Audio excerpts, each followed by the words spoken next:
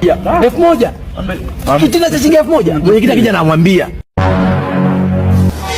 Samanini kwa kuchelewa.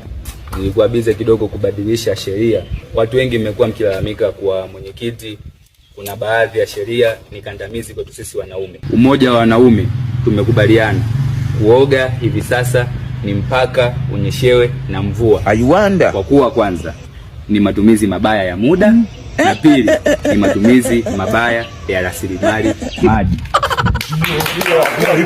Ipo sawa. Pia kupiga mswaki hivi sasa si kama mwanzo. Mswaki utapigwa mara moja tu mwisho wa mwezi kama mshahara. Jambo limezuka watoto wa kiume kufanya birthday. Niseme kuwa wanaume hatufurahishwi nalo.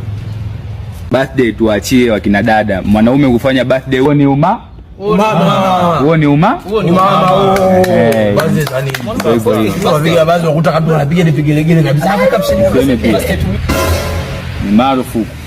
Ni marufuku kwa mtoto wa kiume kujitazama kwenye kioo. Mwanaume unajitazama kwenye kitambulisho. Mwanaume unajitazama kwenye bwawa yenye mamba na viboko wakali. Unajiangalia nini? Kwa mfano hivi iweje? Hii ni maajabu. Unaangalia lips kabisa. Unajua kuna bora kama alivyosema ni bora mamba. Unajua kwa wanaume tunafanya kazi kwa ugumu. Unatokea basi unapata walau kaela kako unataka ujitoe picnic au polikizo. Viwanja vya kutembelea ni 4 tu. Kongo, Sudani, Ukraine pamoja na Israeli. Nzuri hiyo ipo sawa. Mwanaume Njombe. Mwisho kabisa.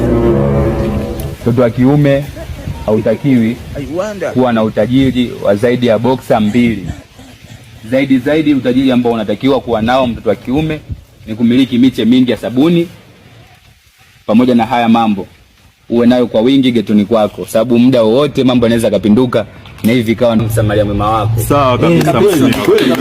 Kweli. Unakusanya mafuta ndani. Unakusanya mafuta ndani. Kuna msaada muda wowote.